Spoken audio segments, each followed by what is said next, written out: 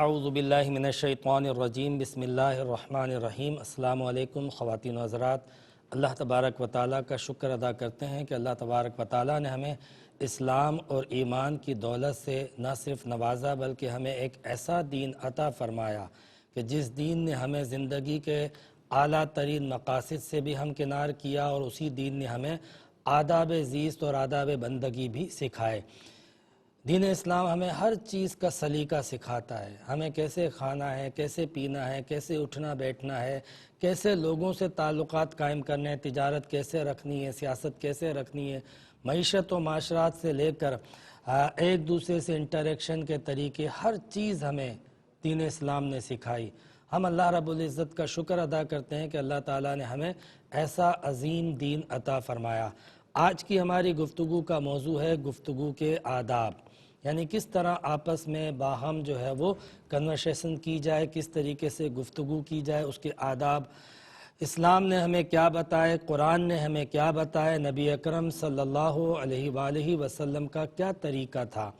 اس لیے کہ جب ہم دیکھتے ہیں حضور نبی کریم صلی اللہ علیہ وسلم کی سیرت طیبہ، تو رسول اکرم صلی اللہ علیہ وسلم کی زندگی کے اندر ہمیں جو کہ ایک کامل نمونہ ہے، ہر چیز کے آداب سیکھنے کو ملتے ہیں۔ نبی اکرم صلی اللہ علیہ وسلم گفتگو فرمایا کرتے تھے، آپ کے بارے میں آتا ہے کہ جب کوئی آپ سے ہم کلام ہوتا اور جب آپ سے کوئی گفتگو کرنے آتا تو آپ بالکل ایک اطمینان سے اس کی بات سنتے تھے، یعنی ایک مطمئن ہو کر بات سنتے تھے، کوئی ایسی ہیزیٹیشن نہیں ہوا کرتی تھی۔ پھر دوسری بات یہ ہے کہ آپ ہمیشہ سامنے والا اس کی انٹینشن کیا ہے، اس کا مقصد کیا ہے، اس بات کو انڈرسٹینڈ کرتے تھے۔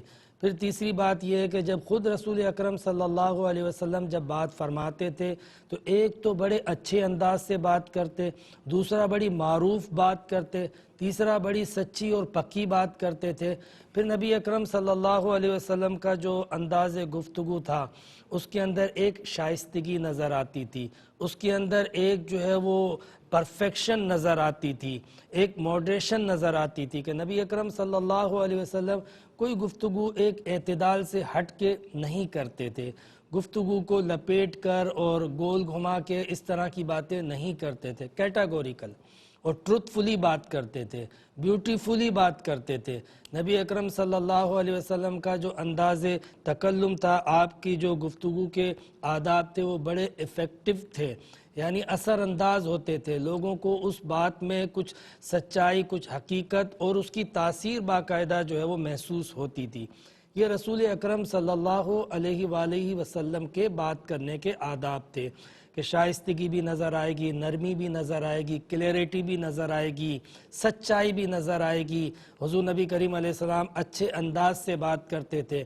اور آج آپ دیکھیں کہ جو باقاعدہ پروفیشنل ایتھکس بتائے جاتے ہیں، یعنی جو آرٹ آف اسپیک بتایا جاتا ہے، جس کو باقاعدہ آج کے اس ماڈرن دور میں ایک سبجیکٹ کے طور پہ لیا گیا ہے اور اس کے باقاعدہ اصول بتائے گئے ہیں، وہ سارے کے سارے اصول آپ کو نظر آئیں گے کہ قرآن سے اور سیرت رسول سے ماخوذ ہیں۔ یعنی قرآن نے ہمیں گفتگو کے جو آداب بتائے، حیرت ہوتی ہے۔ قرآن پاک جب ہم اٹھاتے ہیں، قرآن پاک میں جب اس چیز کو ہم دیکھتے ہیں کہ کس طریقے سے لوگوں سے تعلقات، معاملات، انٹریکشن، کس طریقے سے نیگوسیشن کی جائے، تو قرآن ہمیں بتاتا ہے کہ جب تم کسی سے ملاقات کرتے ہو تو ملاقات میں سب سے پہلے جو پہلا طریقہ ہے وہ یہ ہے کہ پہلے سلام پھر کلام۔ یعنی آپ دنیا کے تمام مذاہب میں یہ بات دیکھتے ہوں گے کہ آپس میں میٹنگ کے لیے گڈ وشز ایکسچینج کرتے ہیں، کچھ ایسے الفاظ ادا کرتے ہیں کہ جن الفاظ سے ایک اپنائیت کا اور ایک جو ہے وہ اطمینان کا اظہار کرنا مقصود ہوتا ہے۔ کچھ ابتدا میں اچھے خاصے الفاظ، اچھے اور بہترین الفاظ ادا کیے جاتے ہیں، اور آپ نے سنو بھی ہوں گے، گڈ مارننگ بھی ہے اور نمستے بھی ہے، اور مختلف مذاہب کے اعتبار سے ورڈنگ یوز ہوتی ہے۔ اسلام میں اس کے حوالے سے جو طریقہ بتایا گیا وہ یہ ہے کہ آپ جب میٹنگ آف ایکسچینج کے لیے، گڈ وشز کے لیے جب آپ کوئی ورڈ ایکسچینج کرتے ہیں تو آپ کہیں گے السلام علیکم اور سامنے والا کہے گا وعلیکم السلام۔ یہ جو لفظ سلام ہے یہ ایک تو بڑا پوزیٹیو اور دعائیہ ورڈ ہے، اور دوسرا یہ کہ اس میں سامنے والے کے لیے ایک دعا پائی جاتی ہے، ایک ہمدردی پائی جاتی ہے۔ اور اللہ تبارک و تعالیٰ کے اسماء میں سے بھی یہ ایک اسم ہے سلامن، اور ہم اس کا ورد بھی کرتے ہیں سلامتی کے لیے، یا سلام ہو یا سلام ہو۔ تو یہ ہم آپس میں جب مسلمان ایک دوسرے سے ملاقات کریں تو ہمیں سب سے پہلے بات چیت کرنے سے پہلے سلام کا حکم دیا گیا ہے، اور قرآن پاک نے اس بات کو اس انداز سے پیش کیا، فرمایا کہ وَإِذَا حُيِّيتُم بِتَحِيَّةٍ، جب کوئی تمہیں سلام کرے فَحَيُّوا بِأَحْسَنَ مِنْهَا، تو تمہارا جواب اس سے احسن ہونا چاہیے۔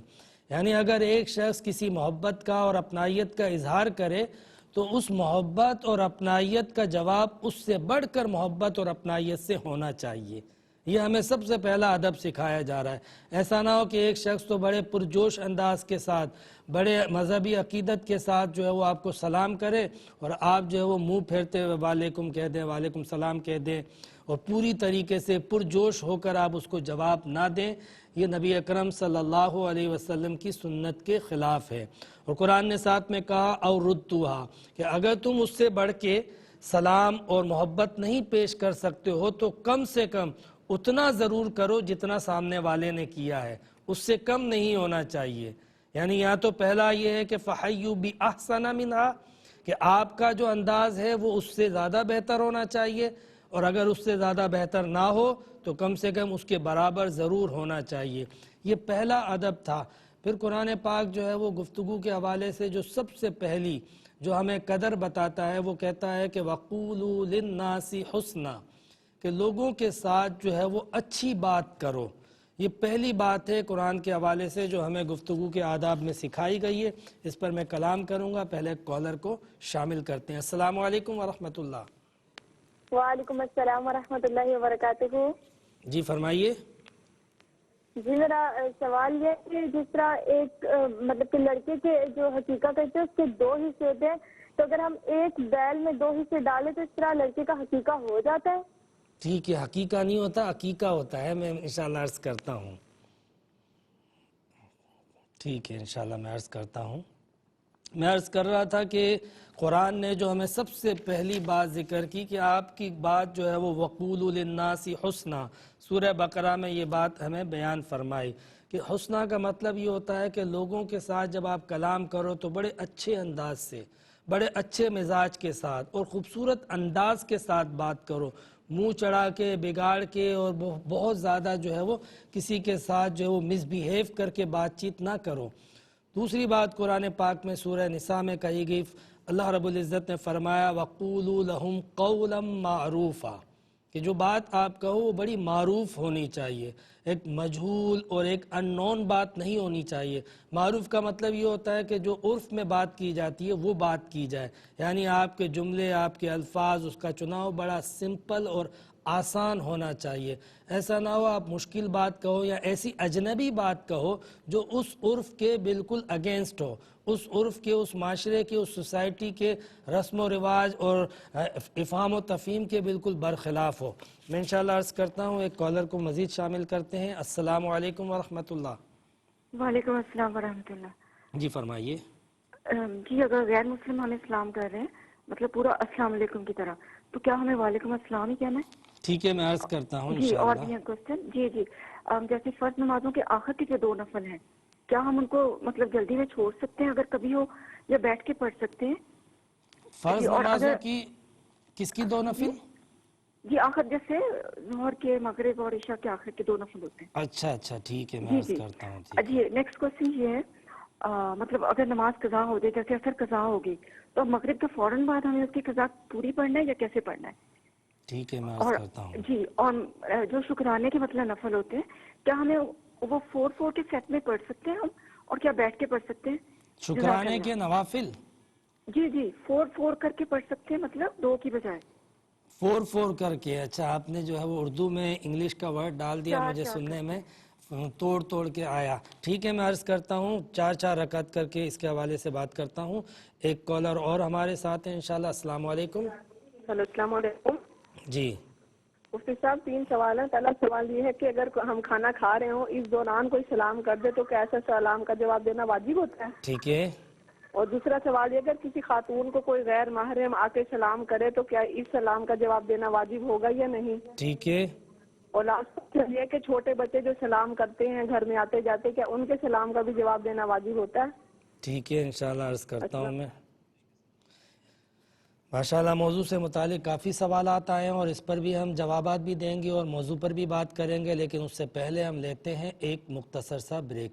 آمدید خواتین و حضرات، میں عرض کر رہا تھا گفتگو کے آداب کے حوالے سے قرآن پاک کی دوسری آیت میں نے آپ کے سامنے پڑھی تھی اور انشاءاللہ اس کی تفصیل بھی آپ کو بیان کروں گا، لیکن پہلے ایک کالر کو شامل کرتے ہیں. السلام علیکم. السلام علیکم. السلام علیکم. وعلیکم السلام. جی مفتی صاحب میرے یہ سوال تھا آپ سے کہ میں نماز میں بہت زیادہ بھول جاتی ہوں، پھر نماز میں واپس سرے سے شروع کرتی ہوں، تو یہ ڈبل ہو جاتا ہے میرے نماز. اور صبح کا نماز یہ میں قضا پڑھتی ہوں نا، اکثر مجھ سے قضا ہو جاتا ہے فجر کی. مجھے یہ بتائیں کہ نماز میں بھول جاتی ہیں تو آپ پھر کیا کرتی ہیں؟ دوبارہ اس کو لوٹاتی میں ہیں؟ دوبارہ شروع سے پڑھتی ہوں، پھر جیسے وتر بھول جاتی ہوں نا تو اس میں نے 3 پڑھے کہ 2 پڑھے، پھر میں شروع سے فرض سے شروع کرتی اچھا ہوں. ٹھیک ہے، میں عرض کرتا ہوں. جی ٹھیک ہے، میں انشاءاللہ عرض کرتا ہوں. اور بات چل رہی تھی قولا معروفہ کے حوالے سے کہ قرآن نے جو ہمیں دوسری بات جو گفتگو کے آداب کے حوالے سے بیان فرمائے وہ یہ ہے کہ آپ معروف بات کرو، جو عرف میں رائج ہو، عرف میں سمجھ میں آنے والی ہو، عرف کے مطابق ہو. بلکہ حضرت علی کا مشہور مقولہ بھی ہے کلم الناس علی قدر عقولہم، لوگوں سے ان کی عقلوں کے مطابق کلام کرو. یعنی لوگوں کی جو عقل ہے، فہم ہے، ذہنی اور علمی اور فکری سطح ہے، آپ اس سطح کے مطابق بات کرو. لوگوں کے علم سے بالا ہو کر اپنے علم کا اظہار کرنے کے لیے یا پھر لوگوں کے عرف اور لوگوں کی عادت سے ہٹ کر کوئی غیر عرف کی بات کرنا، یہ بڑی ہی جو ہے وہ نامناسب بات ہوتی ہے. انٹریکشن اور آپس کی جو گفتگو کا جو مقصد ہوتا ہے وہ سارا ڈسٹرب ہو جاتا ہے. اور پھر ایک معاشرے کے اندر انٹریکشن کے ذریعے سوسائٹی کے اندر ایک تہذیب پیدا کرنا، سوسائٹی کو مہذب کرنا، وہ سارے مقاصد بھی فوت ہو جاتے ہیں. وہ بات کی جائے جو بات ہوتی ہے. اسی طریقے سے معروف قولا معروفہ سے یہ بھی مراد ہے کہ جب کوئی خوشی کا موقع ہو، غم کا موقع ہو، کسی کے ساتھ کوئی بھی معاملہ ہو تو اس معاملے میں ہمارے یہاں پہ ایک رویہ اختیار کیا جاتا ہے. یعنی اگر خوشی کا موقع ہے تو چہرے پہ مسکراہٹ لانا، غم کا موقع ہے تو باقاعدہ جو ہے وہ کسی مسلمان کے غم میں شریک ہونا، یہ ہے عرف کی بات. لیکن اگر اس کا الٹا کر دیا جائے، ایک شخص کے یہاں پہ بالفرض کوئی مصیبت آ پڑی ہے اور آپ جو ہے وہ خوشیاں منا رہے ہوں، آپ اس کی مصیبت کے موقع پہ آپ اپنی رنگ رلیوں میں لگے ہوئے ہوں، تو یہ بہت ہی عجیب سا اور دکھ پہنچانے والی بات ہو جاتی ہے کہ ایک مسلمان دوسرے مسلمان کے لیے ایک دیوار کی اور جسم کی مانند ہوتا ہے. تو اس لیے مسلمان سوسائٹی میں عرف یہ ہے کہ کوئی بھائی پریشان ہے تو دوسرا مسلمان بھائی بھی اس کے اوپر اس پریشانی کے اثرات نظر آتے ہیں، محسوس ہوتے ہیں، ایک غم کی کیفیت ہوتی ہے. لہٰذا عرف یہ ہے کہ مسلمانوں کی خوشی میں خوش ہونا، شریک ہونا، مسلمانوں کے غم میں غمزدہ ہونا، یہ عرف ہے. اس عرف سے ہٹ جانا جو ہے وہ معروف اور عرف کے خلاف بات ہوتی ہے. دوسری ایک بات میں نے دیکھا کہ نبی اکرم صلی اللہ علیہ وسلم جب گفتگو فرماتے تھے تو آپ کی گفتگو اتنی سمپل اور سادہ ہوتی تھی کہ عرف کے لوگ اور اس وقت کے لوگ سمجھ لیتے تھے، اور اتنی ڈیپلی ہوتی تھی کہ اس کے بعد میں زمانے میں آنے والے لوگ تحقیق اور ریسرچ کے بعد اس کے مزید معنی لیتے تھے. یعنی ایسا نہیں ہے کہ بعد کے لوگوں کی رعایت کی اور عرف کی رعایت نہ کی، اور عرف کی رعایت کی تو بعد والے کی نہ کی. یہ آپ کی گفتگو کے اندر کمال تھا. میں انشاءاللہ عرض کرتا ہوں ایک مزید کالر کو شامل کرتے ہیں. السلام علیکم. السلام علیکم. وعلیکم السلام. جی فرمائیے گا. سر میری والدہ کہتی ہیں کہ جی کیا فرماتی ہیں آپ کی والدہ؟ داڑھی کو چھوٹا کر دو. تو میری داڑھی تھوڑی سی بڑی ہے، وہ کہتی ہے داڑھی کو چھوٹا کر دے. تو کتنی بڑی ہو جاتی ہے مطلب؟ تو بڑی ایک موٹ سے ہے، وہ کہتے ہیں اس سے چھوٹی کروائیں. کیا اس کے میں حکم ماننے سے کیا میں گناہ گار ہوں گا؟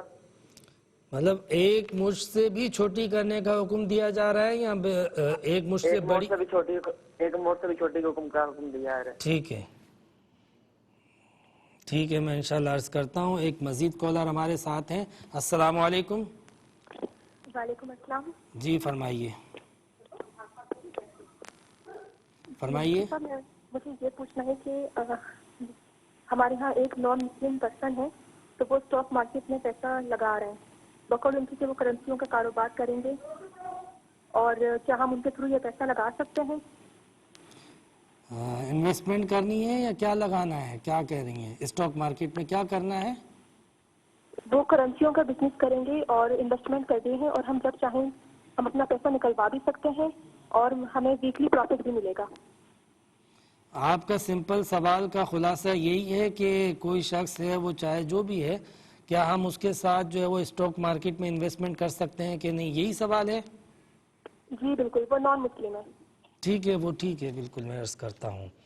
ایک مزید کالر ہمارے ساتھ ہیں۔ السلام علیکم ورحمۃ اللہ۔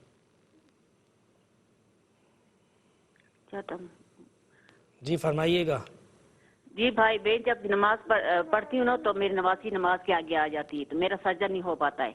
کیا آگے؟ چادر؟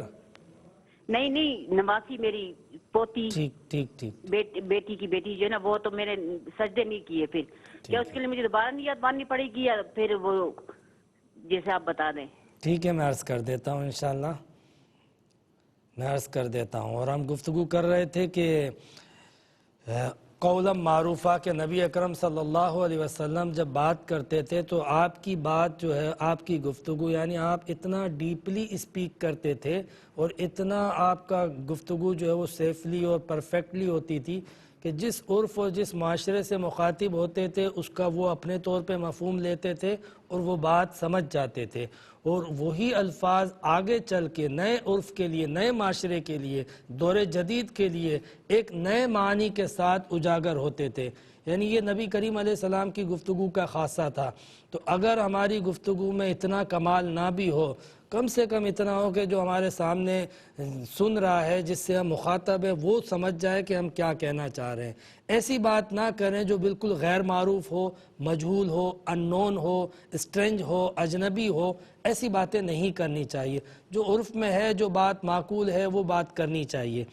قرآن پاک میں گفتگو کے حوالے سے، آداب گفتگو کے حوالے سے جو تیسری بات کہی وہ سورہ احزاب کے اندر ہے، اور وہ یہ ہے کہ فرمایا وَقُولُوا قَوْلًا سَدِيدًا، کہ تم جو ہے وہ قول سدید ہمیشہ بیان کیا کرو۔ سدید کہتے ہیں سیدھے کو بھی اور سچے کو بھی، یعنی گویا کہ جب بات کریں تو سچی بات کریں۔ اور لفظ سدید کا اگر پرفیکٹ میننگ سامنے رکھیں نا تو اس کا مطلب یہ ہے کہ وہ بات کریں، یعنی بات اتنی اور ایسی کریں جتنی بات ہے، جو اصل بات ہے اس کی بالکل برخلاف بات بھی نہ کی جائے، اور اگر اصل بات میں تھوڑا سا اضافہ کر دیا یا کمی کر دی، یہ بھی قول سدید نہ ہوگا۔ آپ دیکھیں رسول اکرم صلی اللہ علیہ وسلم جب گفتگو فرماتے تھے تو آپ جو بات فرماتے تھے وہ من و عن وہ ہوتی تھی جو حقیقت میں واقعہ ہوتا تھا، نہ تو اس واقعے کے بالکل برخلاف ہوتی تھی، نہ اس سے کوئی کم و بیش ہوتی تھی۔ بالکل حقیقت میں جو واقعہ ہوتا تھا، جو بات ہوتی تھی، اس کو ویسے ہی آپ پیش کیا کرتے تھے۔ اس کے اندر اپنی طرف سے کسی واقعے کے اندر اضافہ، کسی بات کے اندر اپنی طرف سے کوئی کمی نبی اکرم صلی اللہ علیہ وسلم نہیں فرماتے تھے۔ تو قرآن ہمیں یہ ایجوکیٹ کر رہا ہے کہ ہماری گفتگو قول سدید ہونی چاہیے۔ قول سدید یہ ہوتی ہے کہ کسی بھی بات کو آپ ڈیلیور کریں تو اتنی ہی کریں جتنی ہے، اس کے اندر اپنی طرف سے کوئی جوڑ نہ لگائیں، نہ اس کے اندر اپنی طرف سے کوئی کمی پیش کریں۔ بظاہر یوں لگے گا اور ہم بڑی معصومی سے کہہ دیتے ہیں ہاں یہ میں بھول گیا تھا، اس معصومی کے چکر میں اس بات کا مفہوم ہی بدل جاتا ہے، اس کی حقیقت بدل جاتی ہے۔ یعنی کسی بھی ایک جملے کے اندر سے کوئی لفظ آگے پیچھے کرو، کوئی کمی بیشی کر دو تو پھر اس جملے کا مفہوم، اس بات کی حقیقت کچھ اور ہو جاتی ہے اور بات ہوتی کچھ اور ہے۔ تو ہمارے عرف میں عام طور پہ یہ رویہ اختیار کیا جاتا ہے اس وقت جب کسی کے لیے منفی تاثر دینا ہو اور کسی مثبت چیز کو بھی ہم غلط قرار دینا چاہیں تو اس کے اندر اس طرح کی امینڈمنٹ کرتے ہیں۔ قرآن ہمیں ایجوکیٹ کرتا ہے کہ ایک مسلمان کے لیے اور ایک انسان کے لیے یہ زیبا نہیں ہے، کسی مہذب معاشرے کے لیے، کہ وہ قول سدید سے ہٹ کے بات کرے۔ جب بھی بات کرے جو بات ہے اصل وہ بات کرے، جو بات نہ ہو وہ بات نہ کرے۔ اب غلط بیانی سے اجتناب کرنا چاہیے۔ گویا کہ یہ انسان کی سیرت پر بھی اس حوالے سے اثر انداز ہو جاتا ہے کہ انسان کے قول و فعل میں تضاد نہ ہو، علم و عمل میں تضاد نہ ہو۔ بالکل اسی طرح جب کوئی خبر دی جا رہی ہو، اس خبر کے اندر بھی یہ انتہائی ضروری ہے کہ آپ جس چیز کی بھی خبر دو تو ویسی ہی دو جیسی وہ تھی، اس میں اپنی طرف سے کوئی تبدیلی، کوئی ترمیم، کوئی امینڈمنٹ، کوئی ریپیل، ایسی کوئی چیز نہیں ہونی چاہیے۔ اسی طرح گفتگو کے آداب میں سے ایک اور آیت سورہ نساء کی ہے، میں انشاءاللہ پیش کروں گا، لیکن اس سے پہلے ہم ایک کالر کو شامل کرتے ہیں۔ السلام علیکم۔ وعلیکم السلام سر، کیا حال ہے؟ آپ کی دعا، اللہ کا شکر ہے۔ سر یہ ایک میرا مسئلہ ہے، یہ مسئلہ بہت سنجیدہ ہے، اسے ذرا مزید وضاحت کے ساتھ جو بیان کر دیں۔ ٹھیک ہے انشاءاللہ، آپ سنیے گا پھر جواب بھی۔ جی سر، مسئلہ یہ فرض کرے اگر گندم کا ریٹ 1400 روپے ہے جی تو وہ نقدانہ ریٹ ہے 1400 روپے، جی ایک آدمی آتا ہے کہ یار مجھے 4 ماہ کے کارے پارنا گندم چاہیے، جی اگر میں اسے دے دیتا ہوں 1700 روپے مانا فی مانا، اگر وہ 1400 اور 1700 کے بیچ میں جو 300 کا فرق ہے 3 ماہ کارے کی وجہ سے، وہ سود کے زمرے میں آئے گا یا کاروباری زمرے میں آئے گا؟ اس کے علاوہ ٹھیک ہے، ایک میرے پاس بھینس ہے، وہ ایک آدمی آیا، وہ کہتا ہے کہ 2 لاکھ روپے کی بھینس یہ ہونا، وہ مجھے دے دو، میں 1 ہفتے بعد آپ کو پیسے دوں گا۔ جی اس کے بعد ایک آدمی اور آیا، وہ کہتا ہے کہ 2,25,000 کی آپ مجھے دے دیں تو میں آپ کو 3 مہینے بعد پیسے دوں گا۔ اگر وہ جو 2 لاکھ اور 2,25,000 3 ماہ کارے کی وجہ سے 25,000 روپے کا فرق ہے، وہ کسی کاروبار کے زمرے میں آئے گا یا سود کے زمرے میں آئے گا؟ اچھا، آپ کی گفتگو جو ہے نا دوسرے سوال کے اندر، اس میں تھوڑی کنفیوژن ہے کہ کیا اسی بھینس کی بات کرتے ہیں جس کو آپ نے پہلے ادھار پہ 2 لاکھ کی بیچی تھی، اب دوسرا شخص اس کو 2.25 لاکھ کی خریدتا ہے، تو آپ پہلے بیچ چکے تھے نا؟ نہیں، وہ پہلے جو وہ بحث ہے نا، وہ ایک آدمی کہتا ہے کہ میں آپ کو 1 ہفتے بعد پیسے دوں گا، تو 2 لاکھ کی آپ مجھے دے دیں، 1 ہفتے بعد پیسے دوں گا۔ ٹھیک ہے، میں نے اسے نہیں دی، پھر ایک آدمی اور آیا، وہ کہتا ہے کہ آپ 2,25,000 کی مجھے دے دو، وہی بحث ہے۔ کلیئر ہے، میں انشاءاللہ عرض کرتا ہوں، لیکن ابھی ہم لیں گے ایک مختصر سا بریک اور پھر ملتے ہیں، اس کے بعد جوابات کو کنٹینیو کریں گے۔ خواتین و حضرات، اب انشاءاللہ ہم آخری سیگمنٹ ہے، اس میں آپ کے سوالات کے جوابات دیں گے اور پھر آخر میں جو ہے وہ مختصر سی گفتگو جو ہے وہ وائنڈ اپ کریں گے، اور بات یہیں سے شروع کرتے ہیں۔ سب سے آخری جو سوال تھا، یہاں سے ہم آگے بڑھیں گے کہ یہ بھائی نے ذکر کیا ایک تو گندم کے حوالے سے اور دوسرا بھینس کے حوالے سے، یعنی انہوں نے کوئی چیز باقاعدہ سیل کی ہے، صرف فرق یہ تھا کہ 1400 روپے من، خیر اب تو 14، 15، 16، 1700 روپے من بھی نہیں ملتی گندم، ساری سٹوک ہو گئی ہے، لیکن یہ بھائی بتا رہے ہیں کہ 1400 روپے والی من گندم میں نے 1700 میں بیچی، اور بھینس جو ہے وہ پتہ نہیں کتنے کی تھی، 1.5 لاکھ کی تھی، 2.25 لاکھ کی تھی، پہلے ان کو 2 لاکھ کا آفر آیا، پھر 2.25 لاکھ کا آفر آیا، لیکن کریڈٹ پر انہوں نے سیل آؤٹ کر دی۔ تو اس میں کوئی حرج ہے کہ نہیں ہے؟ سود میں تو نہیں آتا، یہ سود میں نہیں آتا، اس میں کوئی حرج نہیں ہے، یعنی یہ حرام نہیں ہے۔ ہوتا یہ ہے کہ آپ نے جب کوئی چیز بیچی ہے، یہ آپ کی ثوابدید پر ہے کہ آپ کیش بیچتے ہیں یا اس کو تھوڑی سی جو ہے وہ آپ رعایت دیتے ہیں پیسوں کے معاملے میں۔ نبی اکرم صلی اللہ علیہ وسلم نے بعض مرتبہ کریڈٹ پر چیزیں پرچیز کی ہیں۔ اب یہ ہمارے معاشرے کی تھوڑی سی زیادتی ہے کہ کریڈٹ کا بینیفٹ لے لیتے ہیں، تو اتنے ریٹ نہ بڑھائے جائے، وہ مناسب نہیں ہے۔ باقی رہا کہ ایک چیز کا ریٹ پہلے طے ہو گیا 2.25 لاکھ روپے، اب وہ 1 ہفتے بعد دیتا ہے، 1 مہینے بعد دیتا ہے، 1 سال بعد دیتا ہے، اس کے ریٹ میں کوئی تبدیلی نہیں آ سکتی۔ اگر تبدیلی آئی تو پھر وہ سود میں جائے گا، لیکن کوئی چیز بیچتے ہوئے آپ نے ایک ریٹ ڈیسائیڈ کر دیا، اس کے بعد اس میں کوئی کمی بیشی نہیں آئی تو پھر درست ہے، اگرچہ کہ ادھار میں بیچی ہو۔ اسی طرح معاملہ گندم کا بھی ہے۔ اس کے علاوہ ہم سے بہن نے سوال کیا تھا کہ ان کی نواسی جو ہے وہ اکثر جو ہے وہ نماز میں سجدے کے وقت سامنے آ جاتی ہے، تو میں کیا کروں؟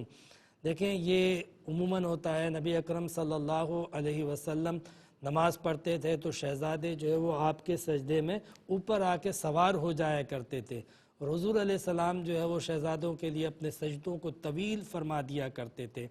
گھروں میں ہم نے بھی دیکھا ہے یہ روٹین کے بچے عموماً آ جاتے ہیں اور نماز پڑھتا ہوا دیکھتے ہیں تو بچے جو ہے وہ بڑے اٹریکٹیو ہو جاتے ہیں کہ یہ کیا عمل ہو رہا ہے، اور کوئی بول بھی نہیں رہا ہے، مصروف ہیں۔ بچوں کو نماز میں دیکھ کر بڑا ایک اچھا ایکسائٹمنٹ بھی فیل ہوتا ہے، اور غالباً کچھ اس سے روحانی فیض بھی ملتا ہی ہے، یہ ہم نے دیکھا ہے۔ تو اس میں کوئی حرج نہیں ہے کہ اگر بالفرض سجدے میں بچہ آ جائے تو بڑی احتیاط کے ساتھ آپ نے ہاتھ سے بچے کو تھوڑا سا سیفلی ہٹا دیا اور آپ اس کے بعد سجدے میں چلی گئیں، تو اس میں کوئی حرج نہیں ہے۔ اور سجدے میں آپ تسبیح پڑھتی رہیں. اگر دقت ہو رہی ہے سجدے سے اٹھنے میں، بچہ قریب میں ہے، اوپر بیٹھ گیا ہے، تو تھوڑا سا طویل بھی کر سکتی ہیں، تو اس میں کوئی حرج نہیں اور نہ ہی نماز ٹوٹے گی آپ کے اس عمل سے. اگر بار بار آپ یہ عمل کریں گی 3 مرتبہ ایک ہی رکن کے اندر، یعنی سجدے میں جانے سے پہلے 3 بار بچے کو ہٹایا، یہ عمل کثیر ہو جائے گا. لیکن ایک بار ہٹایا، دوسری بار ہٹایا، تیسری بار ضرورت نہ پڑی، یا صرف ایک ہی بار ہٹایا بچے کو اور آپ سجدے میں چلے گئے، پھر ضرورت نہیں پڑی اس سجدے کے دوران، پھر اگلی رکعت میں ضرورت پڑ جائے تو کوئی حرج نہیں، نماز ہو جائے گی. اسی طریقے سے بہن نے یہ بھی سوال ذکر کیا کہ غیر مسلم کوئی پڑوسی ہے یا کوئی جاننے والا ہے جو بھی ہے، وہ اسٹاک مارکیٹ میں کام کرتا ہے، تو اسٹاک مارکیٹ میں اس کے ساتھ ہم انویسٹمنٹ کر سکتے ہیں کہ نہیں. یہ 2 سوال ہیں بیسیکلی. ایک سوال غالباً یہ ہے کہ وہ غیر مسلم ہے جس کو آپ نے لاسٹ میں فوکس کیا. دوسری یہ بات کہ اسٹاک مارکیٹ کے اندر کام کرنا. دیکھیں اسٹاک مارکیٹ کے اندر جو ہے وہ کچھ کنڈیشنز ہیں. میں نے پہلے کئی پروگرامز اس حوالے سے کیے ہیں اور آئندہ بھی کروں گا، تو اس میں آپ کو اس کا تفصیلی جواب دے دوں گا. لہٰذا اس کنڈیشن کے مطابق تو کام درست ہوتا ہے شیئرز کا، ویسے کنڈیشن سے ہٹ کے بہت ساری اس کی صورتیں ایسی ہوتی ہیں جو درست نہیں ہوتی ہیں. لہٰذا اسٹاک مارکیٹ میں کام کی ایک اپنی شرعی حیثیت ہے، وہ چاہے مسلم ہو یا غیر مسلم ہو، اس سے کوئی فرق نہیں پڑتا. دوسرا یہ کہ غیر مسلم کے ساتھ تجارت کرنا، لین دین کرنا یا پارٹنرشپ کرنا یا خرید و فروخت کرنا، یہ اصلاً منع نہیں ہے. اس سے اگر کوئی اس کے دین کو فائدہ اور آپ کے دین کو نقصان پہنچتا ہو، اس طرح کا کوئی عنصر شامل ہو جائے اور اس طرح کے کوئی مقاصد شامل ہو جائیں اس ٹریڈ کے اندر، یا اس طرح کی ٹریڈ کوئی بھی کرے، تو پھر اس وقت غیر مسلم سے تجارت کرنے میں حرج آتا ہے. نارملی منع نہیں ہے. یہ بھائی نے ہم سے پوچھا کہ والدہ نے حکم دیا ہے داڑھی چھوٹی کروانے کا، اور یہ نہیں ہے کہ داڑھی ایک مشت سے زیادہ بڑھ گئی ہے تو حکم دیا ہے، بلکہ وہ ایک مشت سے بھی چھوٹی کروانے کا حکم دے رہی ہیں. تو اس معاملے میں میں کیا کروں؟ دیکھیں ایک تو جنرل اصول ہے، وہ تو آپ یاد رکھ لیں کہ والدہ ہوں، پیر ہوں، استاد ہوں، اللہ رسول کا جو حکم ہوتا ہے نا، دین کے جو معاملات ہوتے ہیں، نبی کریم صلی اللہ علیہ وسلم نے فرمایا کہ اللہ تعالیٰ کی اور دین کی معصیت کے اندر، حدیث میں تو فقط ہے کہ اللہ تعالیٰ کی معصیت کے اندر مخلوق کی اطاعت نہیں کی جائے گی. مخلوق کی اطاعت اس وقت تک کی جائے گی جب تک کہ خالق کی معصیت نہ لازم آئے، نافرمانی نہ لازم آئے. جہاں لازم آئے گی اللہ کی نافرمانی، وہاں مخلوق میں سے کوئی بھی اس کی اطاعت نہیں کی جائے گی. یعنی آپ کو ایک تو اس اصول کو سامنے رکھنا ہے، یہ ہر جگہ اپلائی ہوگا. داڑھی کا مسئلہ اس کے حوالے سے ایک تفصیل ہے، اور یہ کوئی تفصیل جو ہے وہ سیکٹیرین یا کوئی ایسی خود ساختہ نہیں ہے، باقاعدہ ائمہ کا اجتہاد ہے کہ داڑھی رکھنا سنت ہے، اور ایک مشت رکھنا جو ہے وہ اس کو بعض لوگوں نے سنت موقدہ اور بعض لوگوں نے واجب قرار دیا ہے. اکابرین امت نے سنت موقدہ ہی قرار دیا ہے. آپ ایک بات یاد رکھیں، جب 2 حکم آپ کے سامنے آ جائے اور ان میں سے زیادہ اہم ہو اس کو اخذ کر لیا جائے. ظاہر سی بات ہے کہ نبی کریم علیہ السلام کی سنت موقدہ ہو یا غیر موقدہ، اس کی ایک اہمیت ہوتی ہے. تو بڑے اچھے انداز سے بزرگوں کا عمل سامنے رکھتے ہوئے، ان کی عادت کو، ان کے دینی جذبے کو سامنے رکھتے ہوئے والدہ کو آپ سمجھائیں، اور جھڑکیں نہیں، اور یہ نہ کہیں کہ آپ جو ہے وہ فسق و فجور کا حکم دیتی ہیں، آپ یہ کہتی ہیں. اس طریقے سے نہ سمجھائیں، بلکہ احسن انداز سے. والدہ ہیں، ان کے ذہن میں بھی کوئی اولاد کا نفع مقصود ہوتا ہے، اور آج کا جو ایک بے دینی کا سیکولر معاشرہ ہے، سوسائٹی ہے، میڈیا کے ذریعے جس طرح کے رجحانات پنپ چکے ہیں، اس میں اس طرح کا مائنڈ سیٹ بن جاتا ہے. اگرچہ کہ اللہ کی محبت پھر بھی دل میں ہوتی ہے، ایسا نہیں ہوتا کہ دین کی محبت نہیں ہوتی ہے، لیکن آج کل جس طریقے سے دین کو بدنام کیا جاتا ہے، دینی روایات کو، دینی اقدار کو آج کل جس سازش کے تحت بدنام کیا جاتا ہے، اس سے اس طرح کا منفی مائنڈ سیٹ ہو جاتا ہے. لہٰذا ہمیں ضرورت ہے کہ ہم احسن طریقے سے کنونس کریں اور جھڑکیں نہیں. اور اصول یہی ہے کہ ہم جو ہے وہ خالق کی نافرمانی میں کبھی بھی مخلوق کی اطاعت نہیں کریں گے. یہ بہن نے سوال کیا کہ نماز میں بھول جاتی ہوں اور پھر مجھے اکثر بار بار نماز پڑھنی پڑتی ہے، بار بار نماز پڑھنی پڑتی ہے. یہ آپ کے سیٹسفیکیشن پر ڈیپینڈ کرتا ہے کہ آپ دوبارہ سے نماز پڑھنے سے مطمئن ہوتی ہیں اور پڑھ سکتی ہیں تو پڑھیں. لیکن اگر بالفرض آپ کو رکعتوں میں کسی طریقے سے کوئی کنفیوژن ہو رہی ہے تو غالب گمان جو آپ کا ہے آپ اس کو چوز کر سکتی ہیں کہ میرے دل پہ جو غالب گمان ہے وہ یہ ہے کہ 3 ہوئی ہیں 2 نہیں ہوئی ہیں، تو آپ اس کو ترجیح دیں، اور اگر 2 ہوئی ہیں یہ آپ کا غالب گمان ہے آپ اس کو ترجیح دیں۔ انشاءاللہ تعالیٰ یہ انسان کا دل جو ہے نا یہ بھی مفتی ہوتا ہے، اور حدیث میں بھی آتا ہے من ہاک فی صدرک فترک، جو تیرے دل میں کھٹکے اسے چھوڑ دو، اور جب بھی کوئی معاملہ آئے تو اپنے دل سے بھی فتوا لو۔ تو دل جو ہے وہ باقاعدہ اس کی ایک شرعی حیثیت ہے۔ قبلے کا تعین نہیں ہوتا تو کہا کہ تحرہ کیا جائے، یعنی دل سے پوچھا جائے، تو دل جس رخ کو مانے اس رخ کو سجدہ کیا جائے، نماز پڑھی جائے اور قبلہ بنایا جائے۔ تو کئی موقعوں پر اللہ تبارک و تعالیٰ کے حبیب نے ہمیں اس بات کا حکم دیا ہے۔ بالکل اسی طرح اس مسئلے میں بھی جو غالب گمان ہوتا ہے اس کو آپ ترجیح دے کر اپنی نماز کو قائم کر سکتے ہیں، اور چاہیں تو آخر میں اطمینان کے لیے مزید یہ کہ سجدہ صاف کر لیں، تو آپ کو دوبارہ پوری نماز نہیں پڑھنی پڑے گی، لیکن آپ پڑھ سکتی ہیں، اور آپ کو سیٹسفیکیشن ہی تبھی ہوتی ہے جب آپ دوبارہ پوری پڑھتی ہیں۔ یا کبھی کبھی ایسا ہو جائے کہ بالکل نہیں پتہ چلتا ہے کہ کون سی رکعت ہے، تو ایسی صورت میں پھر ٹھیک ہے آپ پوری نماز دوبارہ پڑھ لیا کریں۔ بہن نے ہم سے یہ بھی پوچھا کہ نماز فجر جو ہے وہ میرے سے اکثر قضا ہو جاتی ہے، اللہ تبارک و تعالیٰ معاف کرے، آپ کا جذبہ اپنی جگہ پر ہے، اس جذبے کے لیے آپ اللہ تعالیٰ سے دعا بھی کریں، اللہ تعالیٰ سے دعا کریں، ریکویسٹ کریں کہ مجھے فجر میں اٹھا، مجھے فجر میں اٹھا۔ اور کہتے ہیں کہ اگر جس کے ساتھ ایسا ہوتا ہو تو وہ سونے سے پہلے نماز فجر میں اٹھنے کی دعا اللہ تعالیٰ سے کرتے ہوئے اور آخر میں یہی بات اپنے دل میں رکھتے ہوئے سوئے تو یقیناً فجر میں اس کی آنکھ کھل جاتی ہے۔ آنکھ کھل جائے پھر آپ کو پڑھنی چاہیے۔ تو اس کے لیے تھوڑی سی فجر کی نماز کے لیے تڑپنا پڑے گا، اور تھوڑا سے اللہ تعالیٰ سے دعا کرنی پڑے گی۔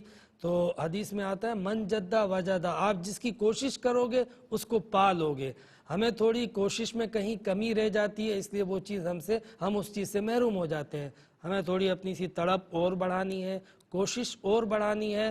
میں امید کرتا ہوں بلکہ یقین رکھتا ہوں کہ آپ کو نماز فجر انشاءاللہ مل جائے گی، لیکن بہرحال اگر آپ نہ اٹھ پائے، کسی نے اٹھایا بھی نہیں، تو اللہ تعالیٰ سے امید ہے کہ یہ ایک ایسی کیفیت تھی کہ جس پہ آپ کو اللہ تبارک و تعالیٰ انشاءاللہ معاف کرے گا۔ قصداً آپ تاخیر سے بھی نہ سوئے ہوں تو ایسی صورت میں اللہ تعالیٰ معاف کرے گا، لیکن آپ نے جو ہے وہ اس نماز فجر کو پھر قضا بھی کرنا ہے۔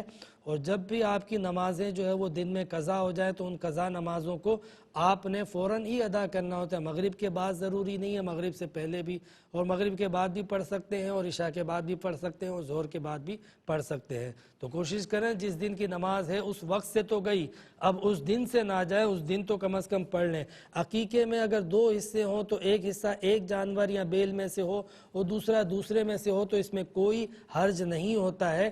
آدھا حصہ آپ 2 جانوروں میں تقسیم نہیں کر سکتے ہیں، لیکن ایک حصہ اگر آپ نے ایک جانور سے لیا اور دوسرا حصہ دوسرے جانور سے لیا تو انشاءاللہ اس میں کوئی حرج نہیں ہے۔ چند سوالات کے جوابات رہ گئے، لیکن نیکسٹ ویک انشاءاللہ میں آپ کے وہ جوابات ضرور دوں گا۔ آپ کے سوال میرے پاس محفوظ ہیں۔ اسی کے ساتھ میں آپ سے اجازت چاہتا ہوں اگلے ہفتے تک کے لیے۔ اللہ حافظ۔